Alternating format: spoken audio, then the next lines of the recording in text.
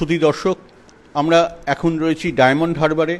Diamond Harbour আপনারা জানেন, তৃণমূলের নেতা অভিষেক বন্দ্যোপাধ্যায় এখান থেকে দাঁড়িয়েছেন এবং তার বিরুদ্ধে প্রতিদ্বন্দ্বিতা করছেন প্রতিকূল। তিনি সিপিএম প্রার্থী, সকাল থেকে ঘুরছেন। সেই ঘোরার ফাঁকে আমরা তার এই সকাল থেকে এতক্ষণ তার যে অভিজ্ঞতা, অনেক অভিজ্ঞতা ইতিমধ্যেই হয়ে গেছে তার, সেটা সম্পর্কে জানব।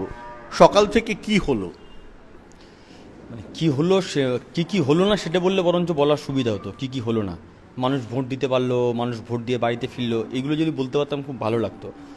ডায়মন্ড হারবার লোকসভা কেন্দ্রে গত দুদিন রাত ধরে যেভাবে বাইক বাহিনী দাপিয়েছে এবং আজকের সকাল থেকে আমাদের এজেন্ট কর্মী বেদরক মারধর করেছে।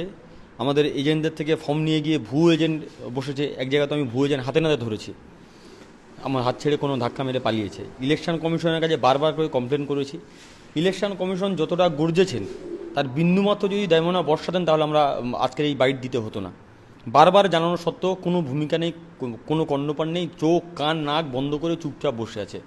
মানে ওই বাঁদরগুলো, বুড়ামাত দেখো বুড়ামাত বলো, এখন কুচমাত বলো, কুচমাত দেখো, এমন কন্ডিশন হয়েছে নির্বাচন কমিশনের। দিদার এখন প্রায় আমাদের কাছে যে লিস্ট এসে প্রায় 1200 বুথের দিদার ছাপ্পা চলছে।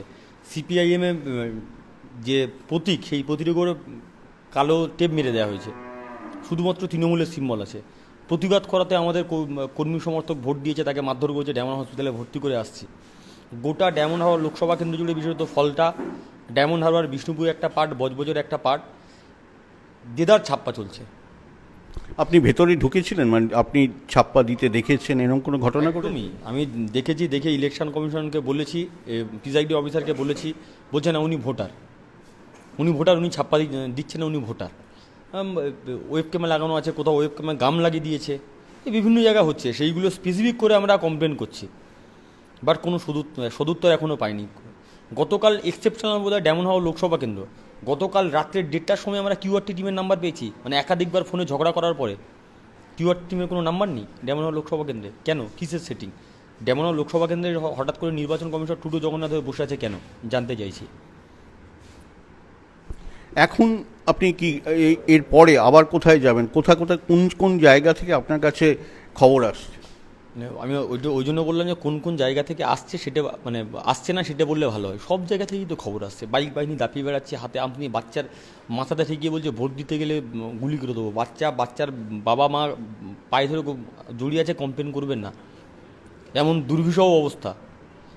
বাড়িগতর ভাঙচুর করা হয়েছে, ভেঙে গুড়িয়ে দেওয়া হয়েছে, দাদা কমপ্লেন করবেন না, বাড়িতে থাকতে পারবো না, এমন অবস্থা। মানে যা কমপ্লেন করছি তো, মানে 90% লোক কমপ্লেন করতে বারণ করছে, এমন দুর্বিষহ অবস্থা ডায়মন্ড হারবার লোকসভা কেন্দ্রে।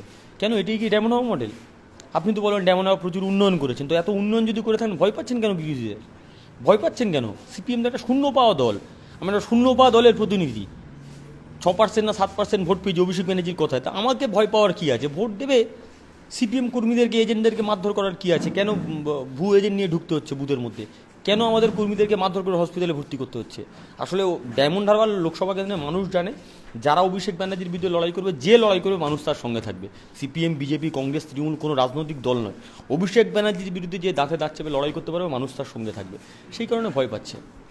এখন প্রায় 2টো বাজে, এ পর্যন্ত আপনি কতগুলো অভিযোগ করেছেন নির্বাচন কমিশন? কোনো মানে গুনতি নেই, আমি জাস্ট এসেছি, আমি ওই অভিযোগগুলো কত হয়েছে সেগুলো জানার জন্য। অগুন্তি করেছে, অগুন্তি, মানে কোনো হিসাব এখনও পর্যন্ত আমি পাইনি। আমি রিপোর্টগুলো নেবো, নিয়ে তারপরে আরও ব্যবস্থা গ্রহণ করব।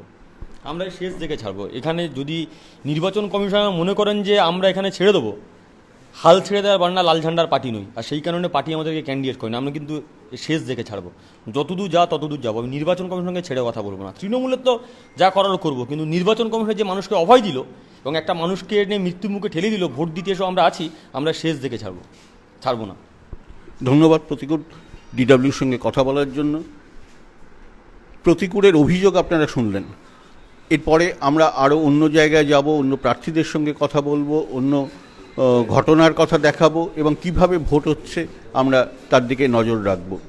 আপাতত ডায়মন্ড হারবারে প্রতিকূলের সঙ্গে সাক্ষাৎ এই পর্যন্তই।